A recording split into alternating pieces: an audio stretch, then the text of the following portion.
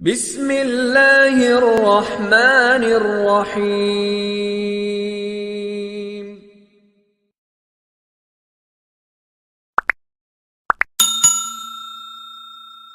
صحابہ کرام کے دور کی خواتین ہم سے زیادہ عقل مند تھیں، حالانکہ عورت کی فطرت میں کپڑوں سے محبت، سونے سے محبت، کھوٹی سے محبت، وزارتوں سے محبت ہے، لیکن آپ صلی اللہ علیہ وسلم کے زمانے کی خواتین حضرت عمر رضی اللہ تعالیٰ عنہ اپنے دور خلافت میں رات کے وقت ایک دن گشت کر رہے تھے۔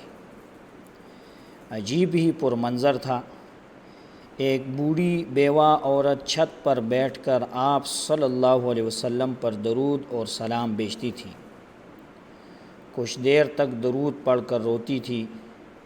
اور کہتی تھی، یا رسول اللہ صلی اللہ علیہ وسلم،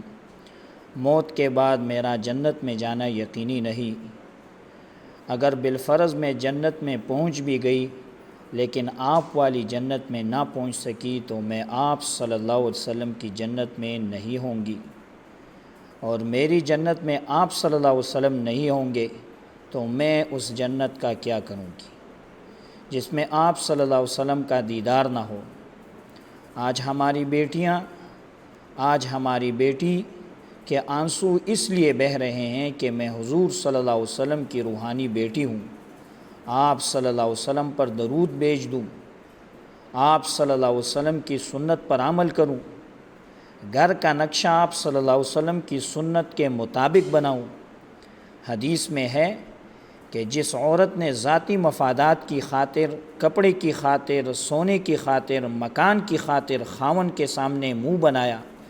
اللہ کی قسم اٹھاتے ہیں، اللہ خود قسم اٹھاتے ہیں کہ اس بیوی پر جنت کی خوشبو حرام ہے۔ لیکن جس خاتون نے شوہر کے سامنے اس لیے منہ بنایا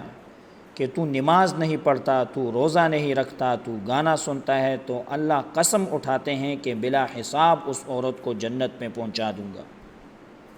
آج خواتین بدل گئی ہیں، نہ خدا کی محبت ہے، نہ رسول کی محبت ہے، نہ قرآن پڑھنے کا جذبہ ہے۔